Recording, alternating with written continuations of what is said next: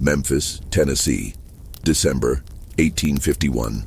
On a rain-soaked auction block near the Mississippi River, something happened that would haunt the city's commercial elite for decades.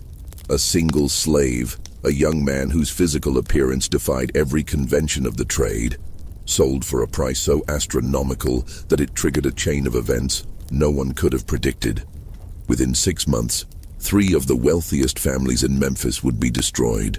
Within a year, the buyer himself would vanish without a trace, leaving behind only cryptic journal entries that suggested he'd uncovered something far more dangerous than simple commerce.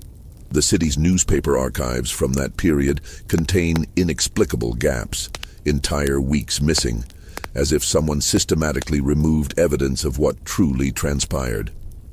What made this particular slave so valuable that men were willing to risk everything to possess him?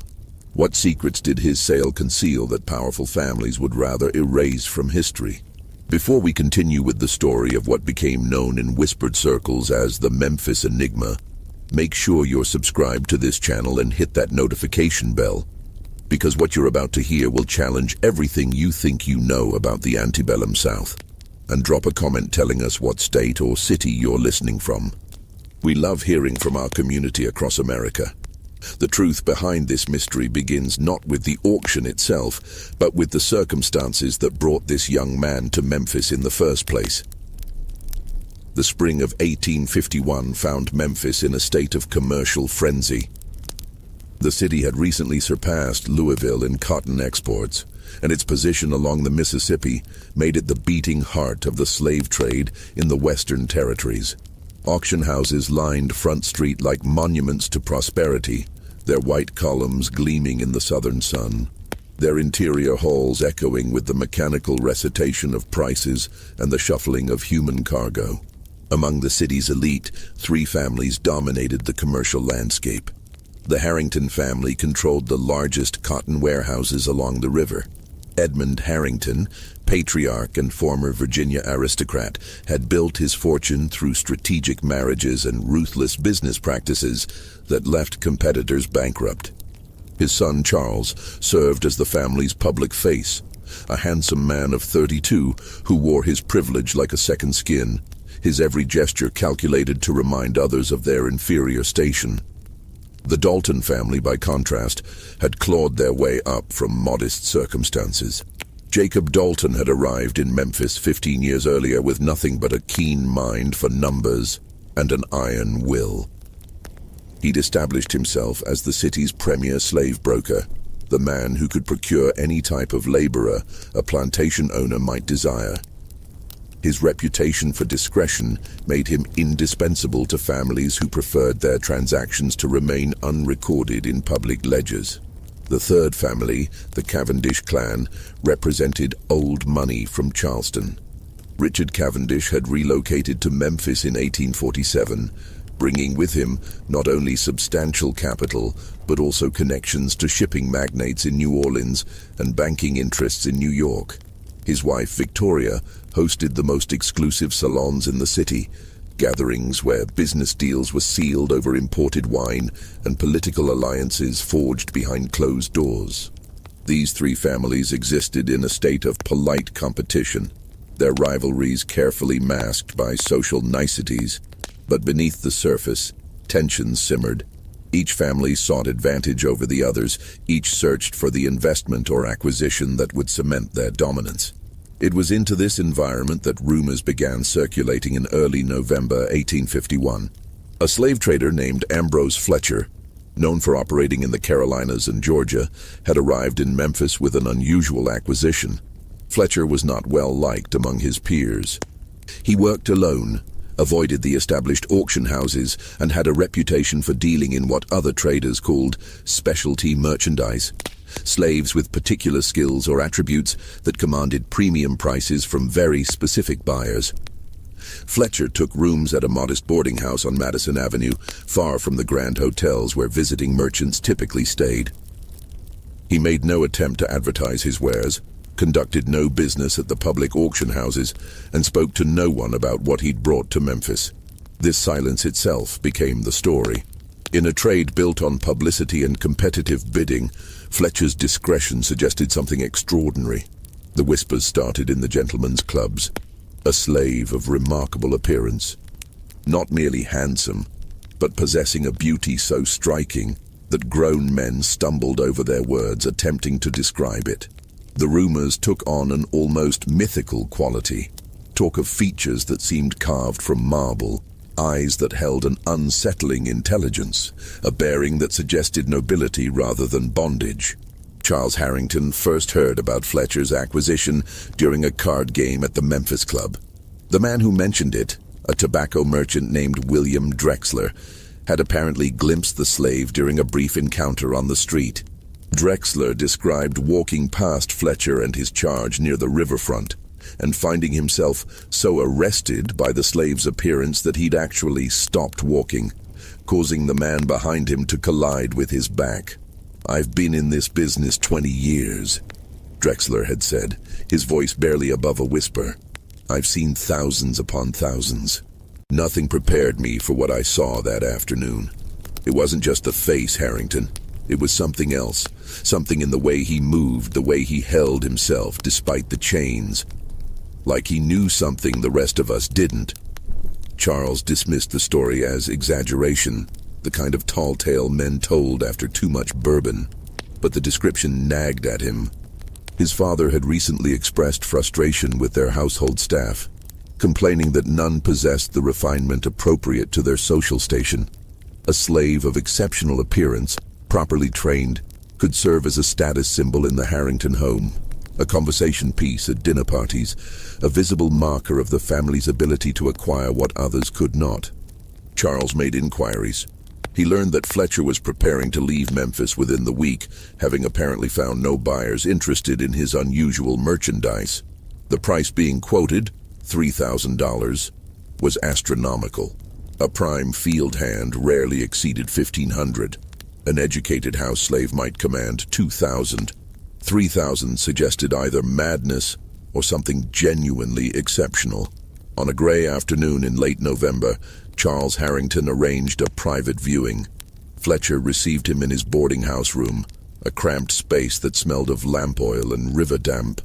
The trader was a thin man in his 50s with the weathered skin of someone who'd spent decades traveling rough roads. His eyes held a calculating intelligence that Charles found immediately unsettling. "I appreciate discretion, Mr. Harrington," Fletcher said, gesturing to a chair. "Your inquiry came through appropriate channels. That speaks well of you. I'm told you have something unusual," Charles replied, maintaining a businesslike tone despite his growing curiosity. "I'm here to determine if the rumors justify the price." Fletcher smiled, a thin expression that didn't reach his eyes. "The price is non-negotiable.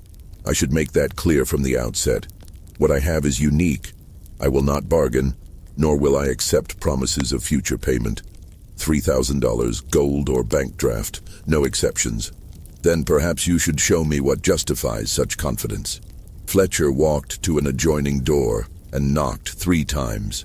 A moment later, the door opened, and Charles Harrington encountered the slave who would change his life. The young man who entered the room stood perhaps 6 feet tall, with a slender but well-proportioned build. His skin held the color of honey touched by sunlight, suggesting mixed heritage, a common enough circumstance in the slave trade, though the specific combination of features here created something Charles had never witnessed.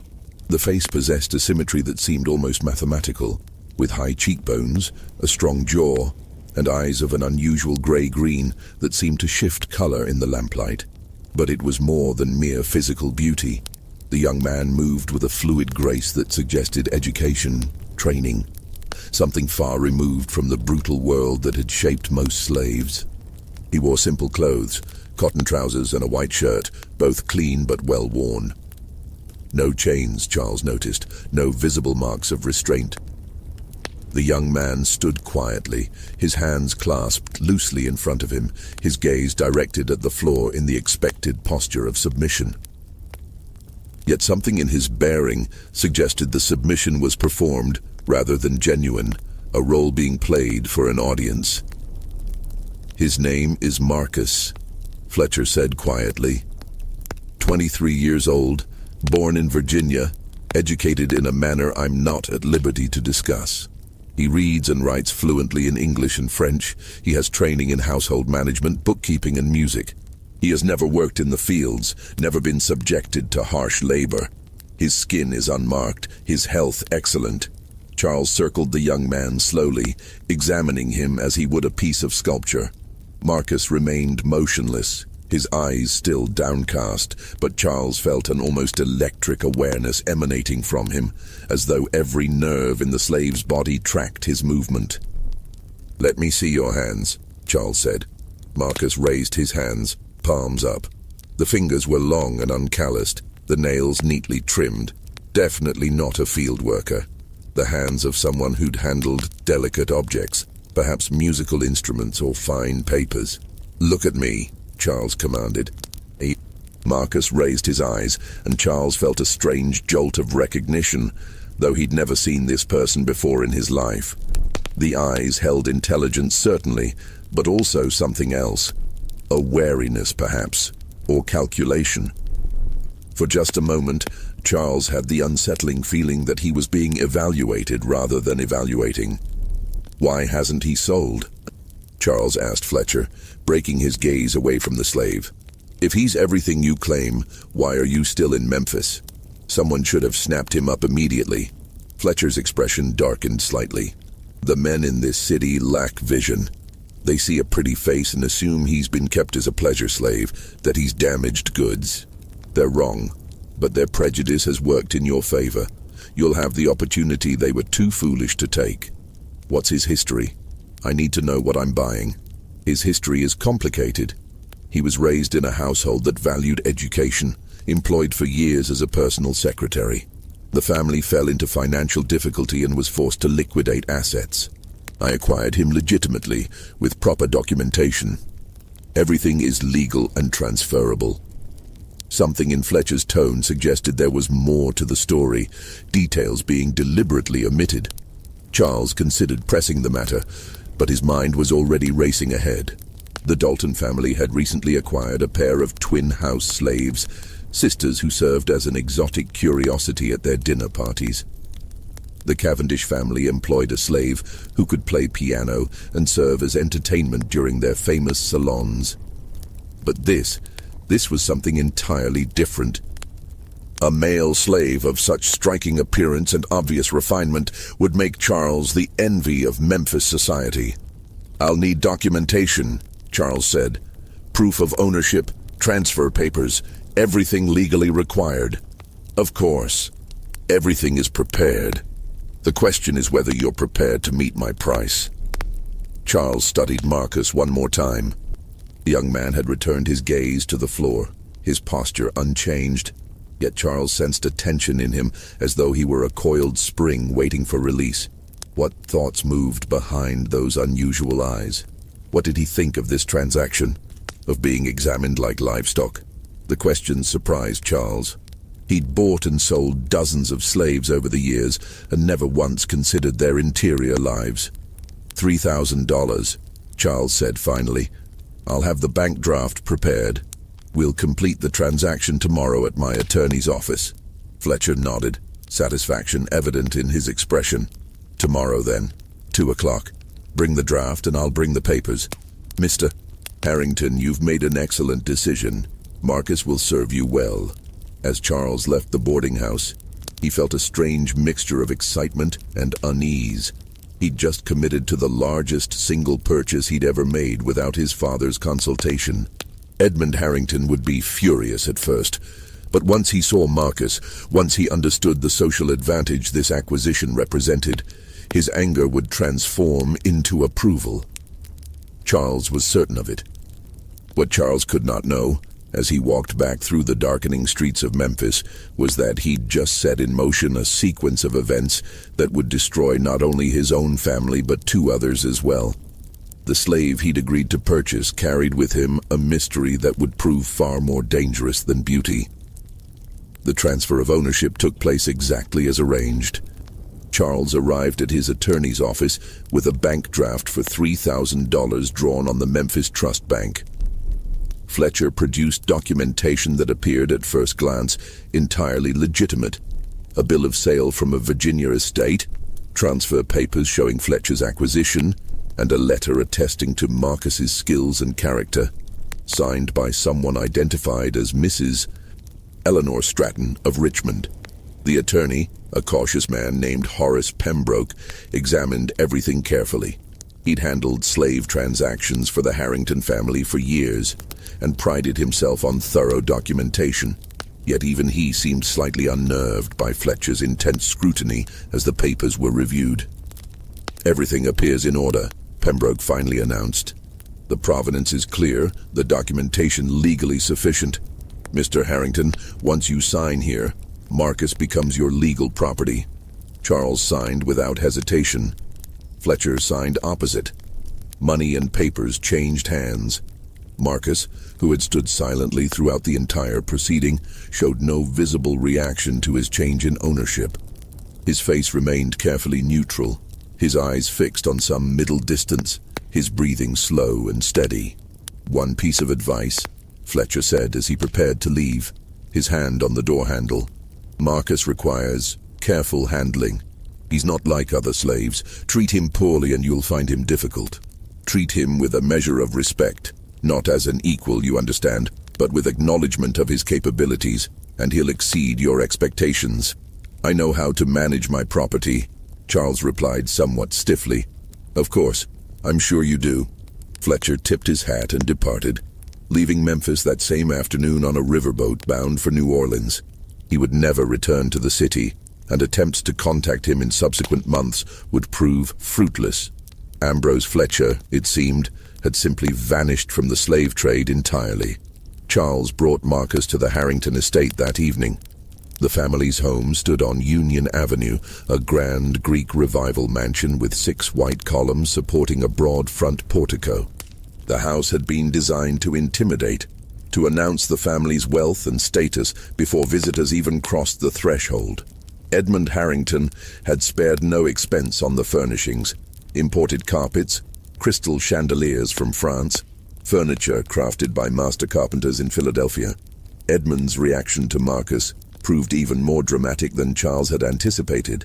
The elder Harrington, prepared to rage at his son's impulsive expenditure, found himself speechless when Marcus was presented to him in the main parlor. Edmund circled the young man just as Charles had done the day before, his expression shifting from anger to fascination to something approaching unease. "Extraordinary," Edmund murmured.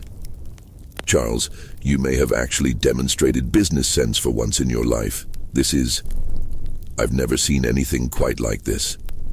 Charles felt a surge of pride. "I thought he could serve as your personal secretary, handle correspondence, manage your calendar, serve at dinner parties. Imagine the impression he'll make on our guests." "Indeed." Edmund turned to Marcus. "Can you read complex documents, legal papers, financial statements?" "Yes, sir," Marcus replied, his voice cultured and unexpectedly resonant. "I've handled such materials extensively in previous service." "We'll put that to the test tomorrow. Charles, have him quartered in the East Wing, the room adjacent to my study. I want him readily available." The decision to place Marcus in such proximity to the family's private quarters raised eyebrows among the household staff.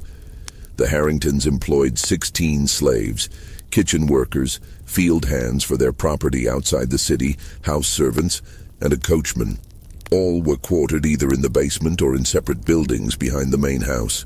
To give this newcomer a room in the East Wing, mere feet from Edmund's personal study and just down the hall from Charles's own bedroom, suggested a status unlike anything the other slaves had experienced.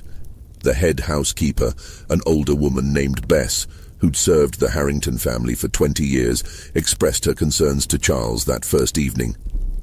"It ain't right," she said bluntly.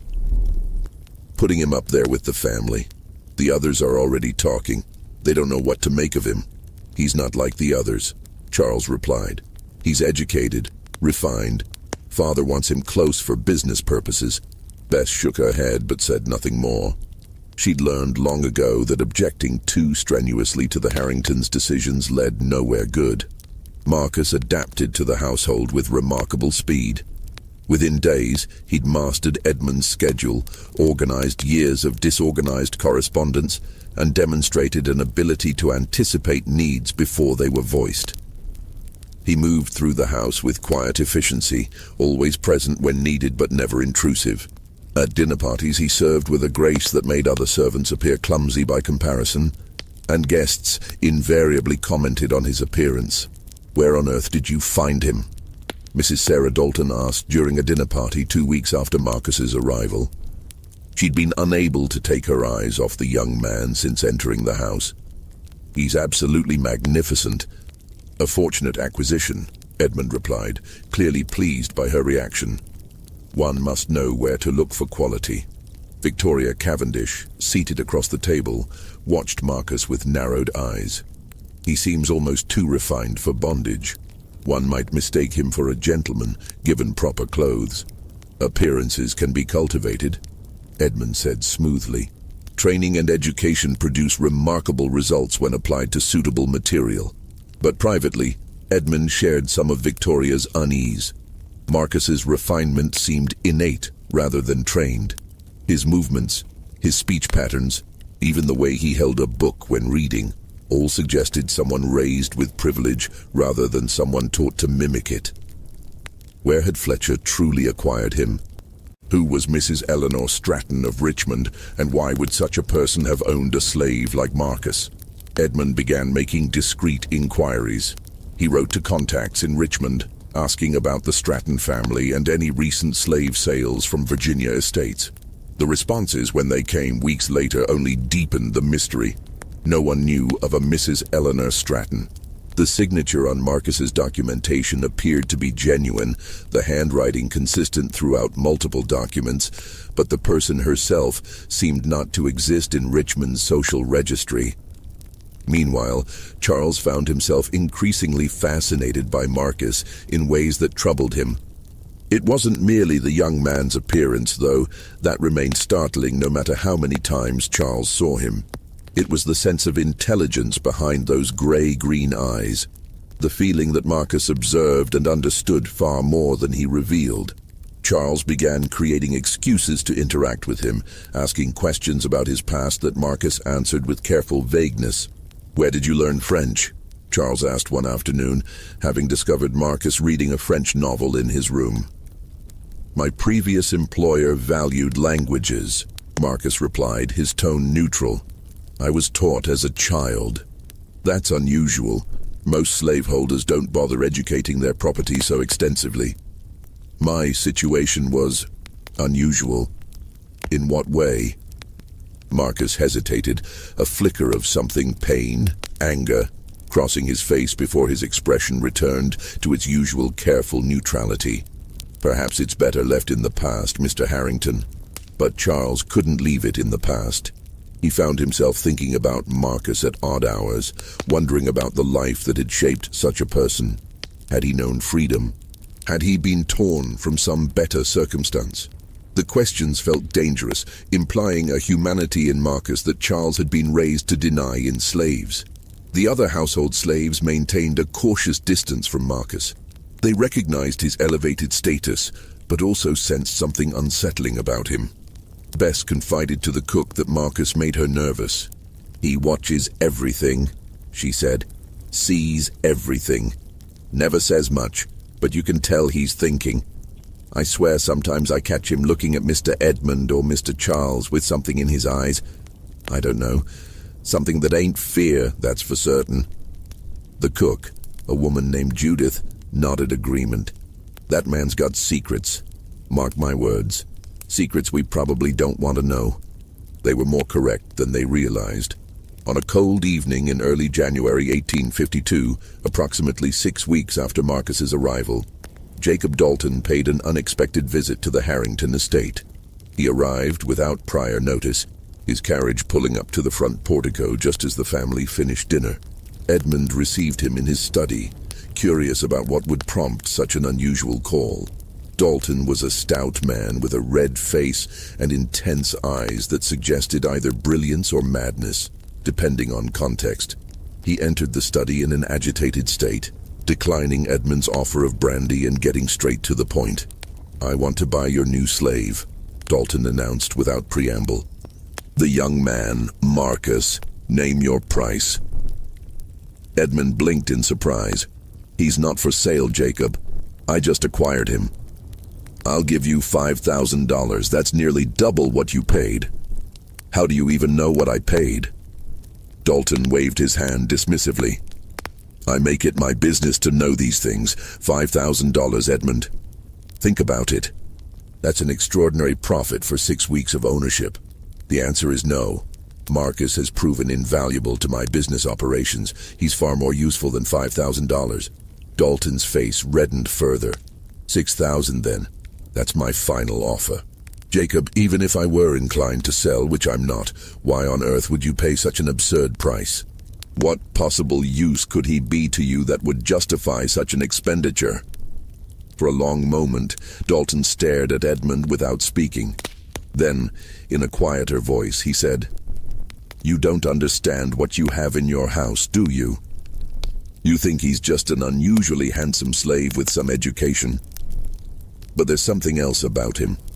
Something that could be valuable in the right circumstances." "What are you talking about?" "I've made inquiries about the man who sold him to you, Ambrose Fletcher. Do you know what Fletcher specialized in, Edmund? He didn't trade in regular field hands or even educated house slaves. He dealt in slaves with very specific attributes, sold to very specific buyers. Private collectors, shall we say. People willing to pay extraordinary sums for extraordinary merchandise." Edmund felt a chill run down his spine. "What are you implying?" "I'm not implying anything. I'm stating facts. Fletcher disappeared from Memphis immediately after your purchase. No forwarding address, no trace of where he went. That's suspicious, don't you think? And the documentation he provided? Have you verified it? Actually traced it back to its supposed source? The papers were examined by my attorney. Papers can be forged. Signatures can be copied. I'm willing to bet that if you investigate thoroughly, you'll find inconsistencies, questions without answers." Edmund's unease deepened. "Even if that were true, it doesn't explain your interest in buying Marcus. What do you know that I don't?" Dalton leaned forward, his voice dropping to near whisper. 3 days ago, Richard Cavendish approached me with a proposition. He wanted to know if I could arrange to steal Marcus from your household. He offered me $2,000 just to facilitate the theft, with the promise of another $3,000 once the slave was safely in his possession.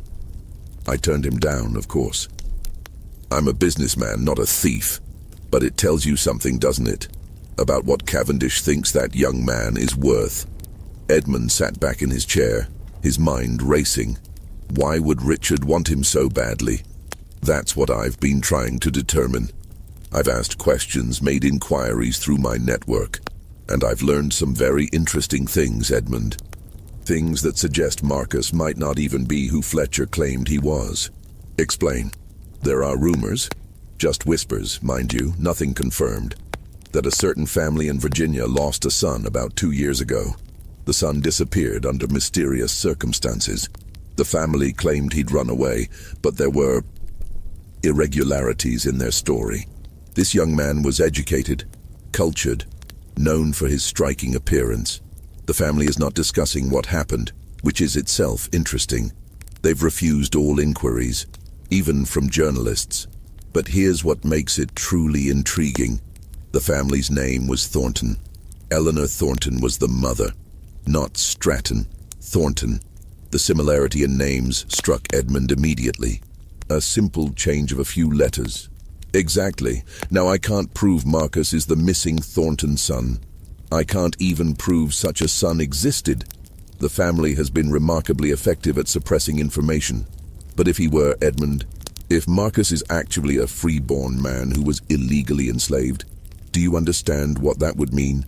Edmund understood perfectly. It would mean that Marcus's enslavement was not only illegal but criminal. It would mean that Fletcher had trafficked in kidnapped free people. And it would mean that Edmund had unknowingly participated in that crime by purchasing him. The legal ramifications would be catastrophic. The social consequences even worse. The Harrington name would be destroyed. "This is speculation," Edmund said firmly, though his voice wavered slightly. "You have no proof. I have enough to make both Richard Cavendish and myself willing to pay extraordinary sums to acquire Marcus. Enough to make me travel here on a cold January evening to make you an offer. Think about it, Edmund. $6,000. Take the money. Let me handle whatever complications might arise from Marcus's past, and you wash your hands of the entire matter." Edmund studied Dalton carefully. The man was a skilled negotiator, expert at reading people and exploiting their weaknesses. Was this elaborate story simply a tactic to acquire Marcus at a profit? Or was there genuine substance to these claims about the Thornton family? "I need time to consider this," Edmund said finally. "Give me 3 days to investigate your claims. If I find evidence supporting what you've suggested, we'll discuss terms." Dalton stood, clearly unhappy with this response, but recognizing he'd pushed as far as he could. 3 days, Edmund. But I warn you, Cavendish won't wait forever. If he can't buy Marcus legally, he might resort to other methods. After Dalton departed, Edmund sat alone in his study for a long time, staring at the fire burning in the hearth. His mind churned with possibilities, each more troubling than the last. Finally, he rang for Marcus. The young man appeared within minutes, his expression composed and attentive. "You called for me, sir?" Edmund studied him with new eyes, searching for any hint of deception or hidden identity. He would expose the irregularities in Marcus's acquisition. Better to handle this privately, through channels that wouldn't create permanent records. "Then what do you suggest?" Edmund asked. "We pool our resources. You, my family, and the Daltons. We all have reasons to want Marcus found. We hire private investigators, slave catchers if necessary. We find him before anyone else does, and then we resolve the situation." Charles, listening to this exchange, felt his unease deepen. Resolve how exactly? Victoria turned her cold gaze on him. "However necessary, Mr. Harrington. This is not a time for squeamishness." Over the next 2 days, a private search was organized. Edmund contacted Jacob Dalton, who, despite his grief over Thomas's death, recognized the urgency of the situation. The two men, along with Richard Cavendish, still recovering from his burns but determined to be involved, pooled resources and hired a notorious slave catcher named Silas Ketch, a man known for his success in recovering runaways and his complete lack of scruples about methods. Ketch listened to their descriptions of Marcus with interest that seemed more than professional. When shown a daguerreotype that Charles had commissioned weeks earlier, a portrait of Marcus that Charles had claimed was for household records, Ketch studied it intently. "Unusual face," Ketch observed, "the kind people remember. That'll make finding him easier, assuming he's still in the area. But gentlemen, I have to ask, is there anything else I should know about this particular slave? Anything that might affect how I conduct the search?" The three men exchanged glances. Finally, Cavendish spoke. "He's valuable, very valuable, worth far more than his purchase price. We need him returned unharmed and with discretion regarding his whereabouts during his absence." Ketch's eyes narrowed. "Discretion cost extra, and if this boy is as valuable as you say, I'll need guarantees about payment. Say, $2,000 on delivery." "1,000, Edmund countered, "plus expenses. 1,500 and we have a deal." They agreed to Ketch's terms. The slave catcher departed to begin his work, leaving the three families to wait and worry. But even as Ketch began his search, other forces were moving in Memphis, forces none of them understood. Thomas Dalton's sudden death was followed, 2 days later, by another unexpected fatality. One of Richard Cavendish's business partners, a cotton factor named William Drexler, the same man who'd first told Charles about Marcus's extraordinary appearance, collapsed during a business lunch.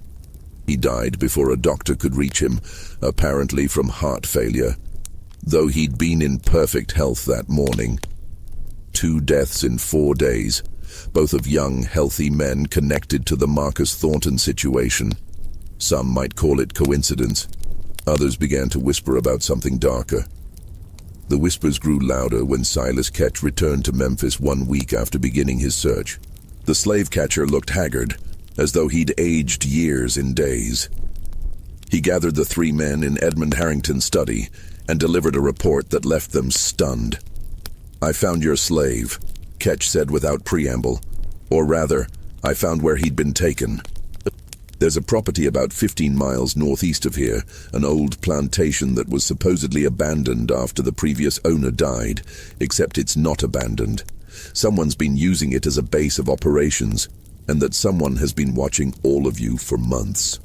"Watching us?" Cavendish demanded. "Who?" "That's where things get complicated. The person who took Marcus is a woman. I didn't get her name. She was gone before I could investigate thoroughly. But I found documents in that house, gentlemen. Letters, financial records, personal correspondence. Someone has been systematically documenting everything about your three families, your business dealings, your private affairs, your financial vulnerabilities. Everything." Edmund felt cold sweat break out across his back. "What kind of documents?"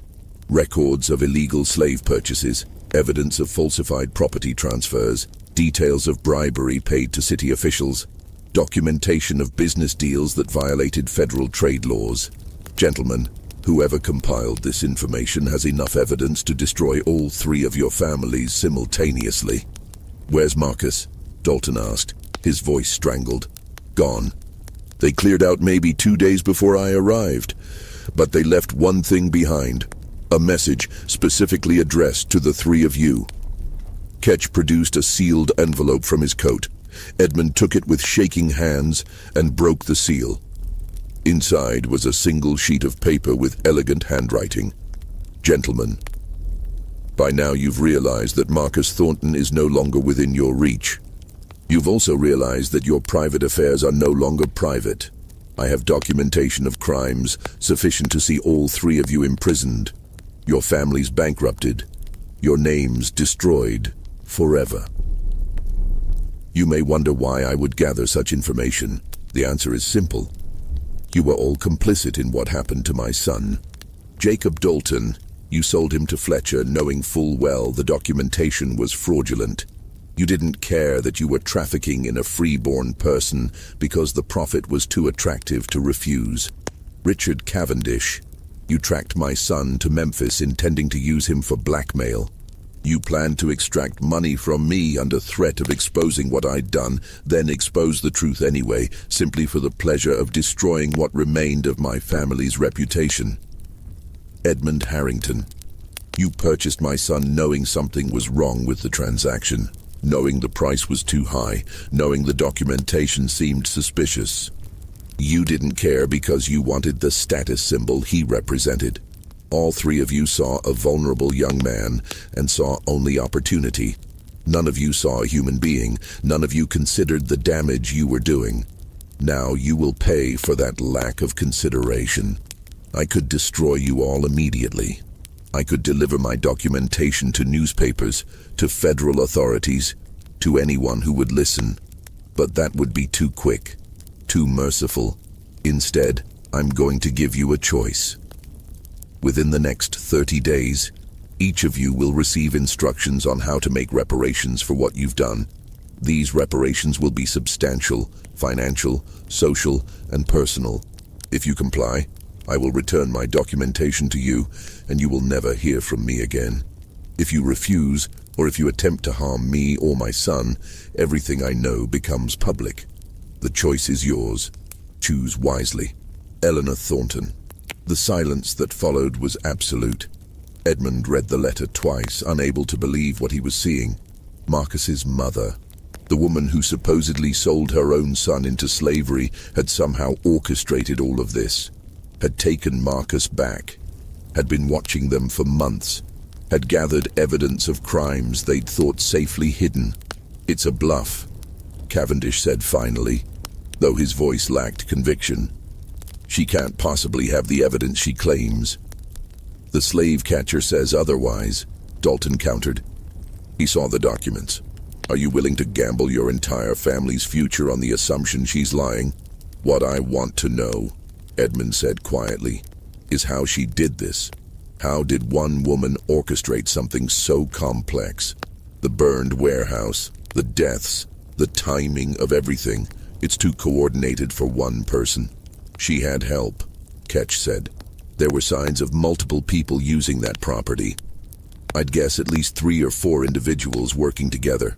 One of them might have been Marcus himself, if he wasn't actually kidnapped, but went willingly once he realized his mother was trying to rescue him. The implication struck them all simultaneously. Marcus hadn't been a passive victim in any of this. He'd been gathering information from inside the Harrington household, observing their business dealings, learning their vulnerabilities, his seeming compliance, his perfect service. It had all been an act, a cover while he fed information to his mother. That intelligent bastard, Edmund muttered, almost admiringly despite his fury. He played us all from the beginning. So what do we do?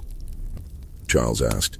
He'd been silent throughout Ketch's report, his face growing paler with each revelation. Now he looked between the 3 older men searching for answers. Do we comply with her demands? Absolutely not, Cavendish said immediately. We don't negotiate with extortionists. We find her, we find Marcus, and we silence them both permanently. And how do you propose we do that? Edmund asked. She's clearly anticipated every move we might make. She had an escape plan ready before Ketch even began his search. For all we know, she and Marcus are already in another state, beyond our reach. Then we hire people to track them down. People who specialize in this sort of thing. Men like that don't come cheap. And the more people we involve, the greater the chance that word of this situation leaks out. Every person we tell becomes a potential witness against us. They argued for over an hour. The 3 men who'd competed as rivals now forced into unwilling alliance by a threat none of them had anticipated. Eventually, exhaustion and fear drove them to a temporary decision. They would wait for Eleanor Thornton's instructions before taking action. They would see what she demanded, evaluate whether compliance was possible, and make their decisions then. But even as they agreed to this plan, each man was already contemplating alternatives. Each was already considering how to protect himself, even if it meant sacrificing the others. The alliance between them was fragile at best, held together only by mutual fear, and the hope that somehow they could emerge from this disaster with their reputations intact. They would all be disappointed. Eleanor Thornton hadn't orchestrated months of careful planning, only to accept their compliance with her demands. What she wanted wasn't money or social reparations. What she wanted was something far more devastating, something that would ensure these men could never again use their power to hurt others the way they'd hurt her son. She wanted their complete destruction. Eleanor Thornton's instructions arrived exactly 1 week later, delivered to each household by anonymous courier. The letters were identical in structure but personalized in their demands, each one designed to strike at the specific vulnerabilities of its recipient. Jacob Dalton received his letter first, delivered to his home on a grey morning still heavy with grief over Thomas's death. The instructions were precise. He was to write a detailed confession of his role in trafficking Marcus Thornton, acknowledging that he'd knowingly sold a free-born man into slavery. This confession was to be notarized and delivered to an address in Nashville within 15 days. Additionally, he was to pay $15,000, the sum Eleanor calculated he'd earned from illegal slave transactions over the previous 5 years, into a fund for supporting formerly enslaved people seeking education and employment. If he complied, the evidence against him would be destroyed. If he refused, copies of his business ledgers would be sent to federal authorities, along with documentation that would reveal at least a dozen instances of illegal slave trading, any one of which carried a potential prison sentence. Dalton read the letter in his study, his hands trembling. The demands were impossible. A written confession would destroy him, even if the federal charges were avoided. His business, his reputation, his family's standing, all would be ruined. And $15,000 represented a significant portion of his liquid assets.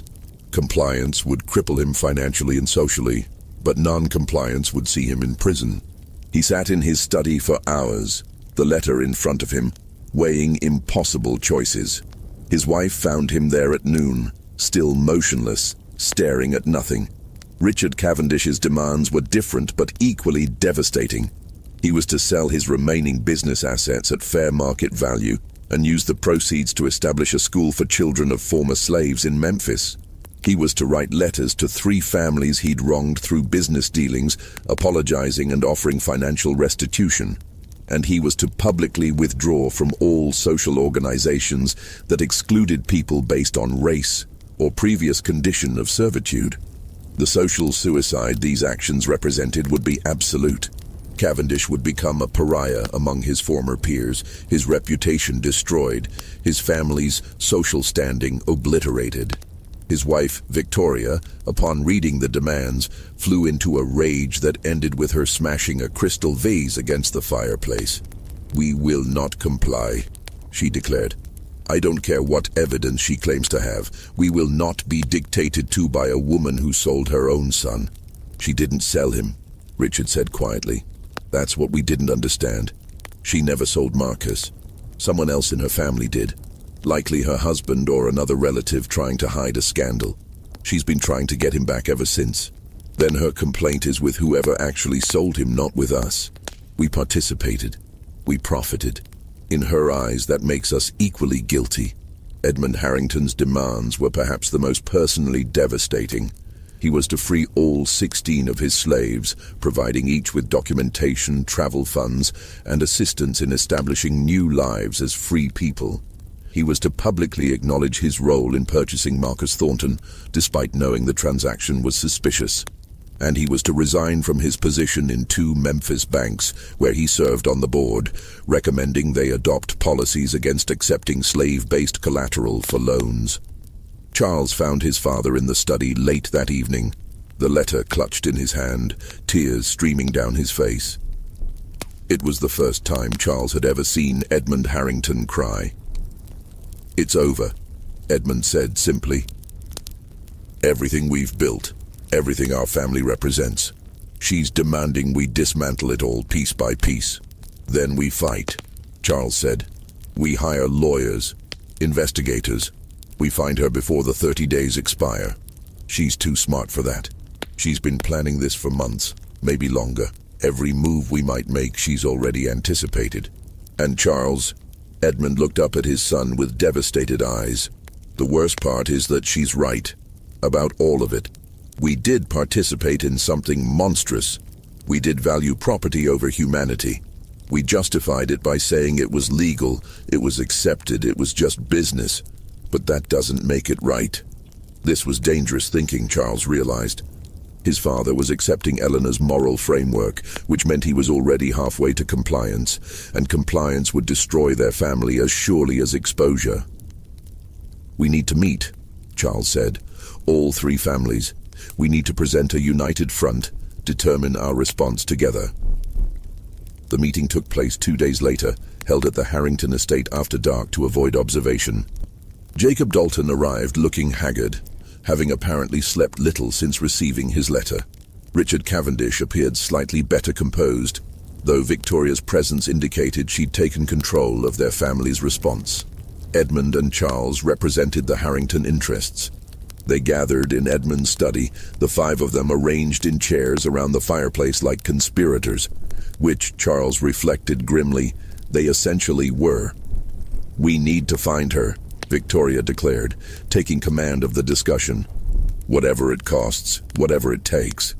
This situation ends when Eleanor Thornton and her son are eliminated as threats." "You're talking about murder," Edmund said flatly. "I'm talking about survival. She's given us an impossible choice. Destroy ourselves through compliance or be destroyed through exposure. I'm proposing a third option. Remove her ability to destroy us." "And how do you propose we do that?" Dalton asked. "We don't know where she is. We don't know who's helping her. For all we know, she's already made copies of all her evidence and distributed them to trusted associates. Killing her might only accelerate our exposure. Then we need to find out. We need to hire people who can track her down and determine the full extent of her preparations before we take action." Charles listened to this discussion with growing horror. They were calmly debating murder as though it were a business strategy. He'd known his family's wealth was built on morally questionable foundations. That was simply the nature of their world. But this was different. This was planning violence against a woman whose only crime was trying to save her son. "There's another option," Charles said, interrupting Victoria's strategic planning. "We could comply with her demands." The other four stared at him as if he'd lost his mind. "Are you insane?" Victoria demanded. "Compliance destroys us just as surely as exposure." "Maybe that's appropriate," Charles said quietly. "Maybe we deserve to be destroyed." "Charles," Edmund began. "No, hear me out. Everything Eleanor Thornton accused us of is true. We did participate in trafficking a free-born man. We did value property over humanity. We did commit crimes in pursuit of profit. Maybe the appropriate response isn't to compound those crimes with more violence, but to accept responsibility for what we've done." "Noble sentiments," Cavendish said coldly, "but nobility doesn't feed your family or preserve your name. The real world requires pragmatism, not philosophical hand-wringing." "The real world is changing," Charles countered. "There's increasing pressure against slavery in the North. Federal tensions over the Fugitive Slave Act. What happens in the next few years if the abolitionists gain more power? What happens if slavery itself becomes illegal? All the evidence Eleanor gathered would still exist, still be usable against us. Compliance at least ends this threat." "Your son makes a valid point," Dalton said thoughtfully. "The political landscape is shifting. Perhaps compliance, as devastating as it would be, is the safest long-term strategy." "Absolutely not," Victoria snapped. "We fight. We find her. We end this threat permanently." The meeting dissolved into argument, the temporary alliance fracturing under pressure. Eventually, with nothing resolved, the families departed to make their own decisions. The fragile unity that fear had created shattered, leaving each family to face Eleanor's demands alone. Over the next week, each family made their choice. Jacob Dalton, weakened by grief over Thomas's death and unable to face the prospect of prison, began preparing his confession. He liquidated assets, withdrew funds from his accounts, and set about complying with Eleanor's demands. The process would ruin him financially and socially, but at least he would remain free. Richard and Victoria Cavendish took the opposite approach. They hired private investigators, bounty hunters, and men whose skill sets included violence. They poured money into finding Eleanor Thornton, determined to eliminate the threat she represented before the 30-day deadline expired. Edmund and Charles Harrington found themselves caught between these extremes, unable to agree on a course of action. Edmund leaned toward compliance, his moral certainty shaken by recent events. Charles, despite his speech at the meeting, found himself torn between his father's guilt and a more practical recognition that compliance would destroy everything their family had built over generations. The deadline was 20 days away when everything changed again. Because Eleanor Thornton hadn't been idle during this period. She'd been watching their responses, evaluating their choices and preparing her final move, the one that would determine the ultimate fate of everyone involved in this tangled scandal. On a cold morning in February 1852, with 12 days remaining until Eleanor Thornton's deadline, Memphis awoke to discover that Jacob Dalton had hanged himself in his study. His wife found him at dawn, his body suspended from a ceiling beam, a note pinned to his chest. The note was brief. "I cannot live with what I've done. God forgive me for the lives I've destroyed in pursuit of profit." The suicide shocked Memphis society. Dalton had been a controversial figure, but a respected businessman. His death by his own hand suggested disgrace of a magnitude that set tongues wagging throughout the city. What had he done that drove him to such despair? What secrets had he been hiding? The whispers intensified when, 2 days later, Richard Cavendish's body was discovered in a hotel room in Nashville. Official reports listed the cause of death as heart failure, but those who saw the body noted strange bruising around his neck and evidence that he'd been in a violent struggle before death. The Nashville authorities ruled it natural causes. Cavendish's known health problems from his warehouse burns provided convenient explanation, but rumors persisted. 2 men dead within days of each other, both connected to the Marcus Thornton situation. The pattern was impossible to ignore. Edmund Harrington found himself alone in defending against Eleanor's demands. Dalton was dead. Cavendish was dead. The alliance that was supposed to protect them had dissolved into nothing, and Edmund stood exposed, the only target remaining for whatever Eleanor planned next. He made his decision. Using intermediaries and coded messages, Edmund attempted to contact Eleanor Thornton. He sent word through channels he hoped she was monitoring that he wished to negotiate, to discuss terms that might satisfy her demands without completely destroying his family. To his surprise, he received a response within days. A meeting was arranged at a neutral location, a small church outside Memphis deserted during weekdays. Edmund arrived with Charles, both men armed but hoping violence wouldn't be necessary. Eleanor Thornton was waiting for them in the empty sanctuary. She was a woman in her late 40s, elegantly dressed, with a bearing that suggested refined education and considerable strength of character. Marcus stood beside her, and seeing him again, Edmund felt a strange mixture of anger, respect, and regret. "Mr. Harrington," Eleanor said without preamble, "thank you for coming. I assume recent events have made you reconsider your position regarding my demands?" "Recent events," Edmund replied carefully, "have eliminated 2 of the 3 men you were targeting. Forgive me for being direct, but were you responsible for their deaths?" Eleanor's expression didn't change. Jacob Dalton killed himself rather than face what he'd done. His guilt destroyed him more effectively than any revenge I might have planned. As for Richard Cavendish, I'll simply say that men who hire violent criminals sometimes discover those criminals have their own agendas. I don't mourn his death, and now you have only me left. Yes, which brings us to this meeting. You wanted to negotiate, so negotiate. Edmund took a deep breath. Your demands would destroy my family. I'm willing to accept responsibility for my role in what happened to Marcus. I'm willing to make financial reparations.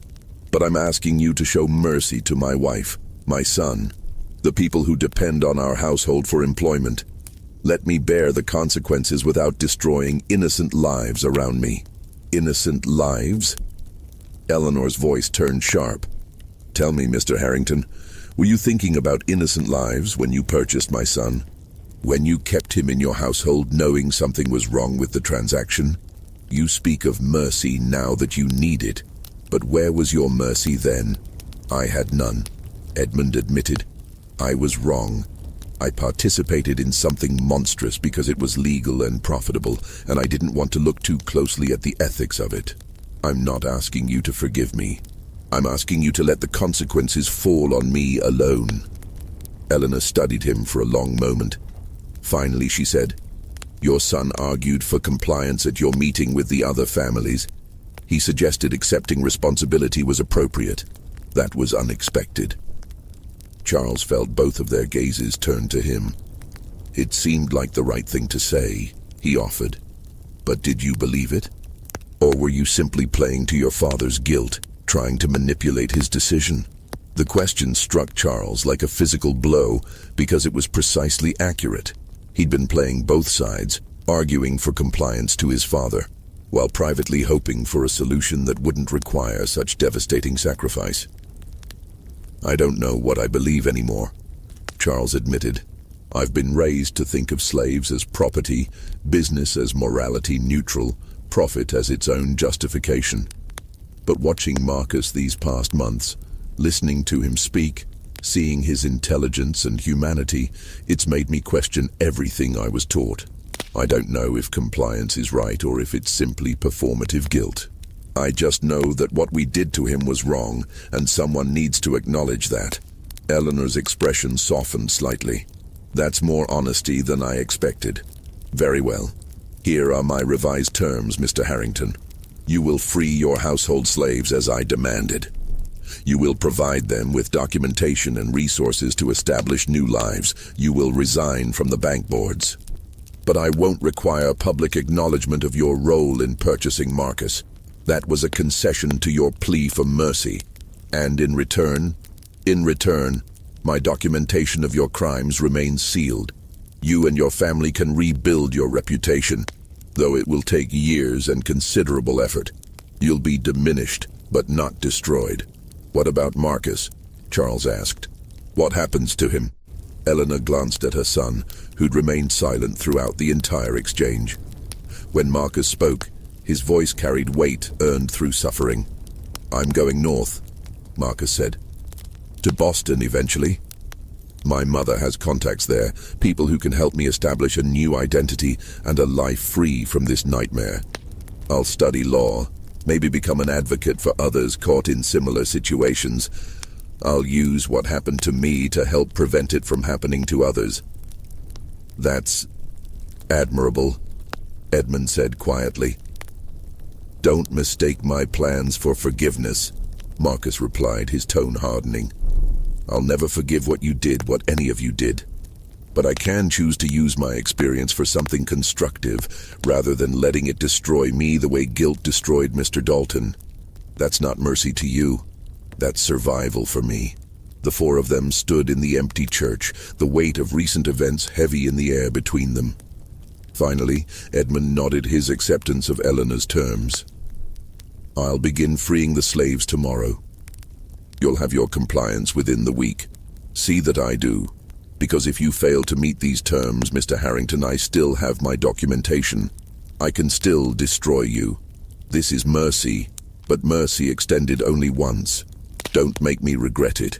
They parted ways that afternoon. Eleanor and Marcus departed Memphis, heading north toward new lives and uncertain futures. Edmund and Charles returned home to begin the painful process of dismantling the foundations of their family's wealth and position. The scandal that emerged over the following months was substantial, but manageable. The Harrington family freed their slaves, provided them with documentation and funds, and withdrew from prominent social positions. Rumors circulated about financial difficulties and business reversals, but without concrete details, the gossip eventually faded. Within 2 years, the Harrington name had lost its luster, but not been entirely destroyed. They became a second-tier family, respectable, but no longer elite. The fate of the Dalton and Cavendish families was less kind. Jacob Dalton's suicide revealed financial irregularities that led to seizure of assets by creditors. The Dalton family scattered, some moving to other cities to escape the shame. Richard Cavendish's death triggered investigations that eventually revealed his involvement in several questionable business dealings. Victoria Cavendish fought to preserve the family's reputation, but ultimately failed, dying in poverty in New Orleans in 1856. As for Marcus Thornton, historical records become sparse after 1852. There are hints that a man matching his description practiced law in Boston in the 1860s, that he may have been involved in underground railroad activities, but nothing definitive. Eleanor Thornton died in Philadelphia in 1859, her obituary listing her as a widow and mother who devoted her later years to charitable work supporting former slaves. The mystery that had consumed Memphis for those fateful months gradually faded from memory, becoming just another lost story in a city with too many secrets to remember them all. But for those directly involved, the events of 1851 to 1852 remained permanently seared into memory, a reminder of how quickly power could become vulnerability, how secrets could destroy those who kept them, and how the pursuit of profit without conscience could lead to ruin. The tale of Marcus Thornton and the 3 families that sought to possess him reveals something profound about the world that existed in America before the Civil War. It was a world where human beings could be reduced to property, where beauty and intelligence could be commodified, where the wealthy felt entitled to own not just labor, but lives. The specifics of this story, the astronomical price paid, the competing interests, the mother's elaborate revenge, might seem extraordinary. But the underlying reality was depressingly common. Thousands of freeborn people were illegally enslaved during this period, their documentation falsified, their protests ignored, their lives destroyed by a system that valued property claims over human rights. The legal presumption always favored ownership over freedom. making it nearly impossible for an enslaved person to prove free birth, even with evidence. What makes the Marcus Thornton case unique is not that it happened, but that it left such vivid evidence of its occurrence. Most such cases vanished into history, the victims lost to time, their stories never told. That this particular story survived, even in fragmentary form, even with gaps in the historical record, speaks to the determination of those involved to document what transpired, to ensure that truth outlasted the power structures that tried to suppress it. The files that Eleanor Thornton compiled, the evidence she gathered, presumably still exist somewhere in archives or private collections. But even if the physical documentation has been lost, the pattern she exposed remains relevant. The intersection of beauty, commerce, power, and conscience that defined Marcus's story continues to echo through American history. We may no longer trade in slaves, but we still struggle with questions about who has value, who deserves dignity, and what we're willing to sacrifice in pursuit of profit or status.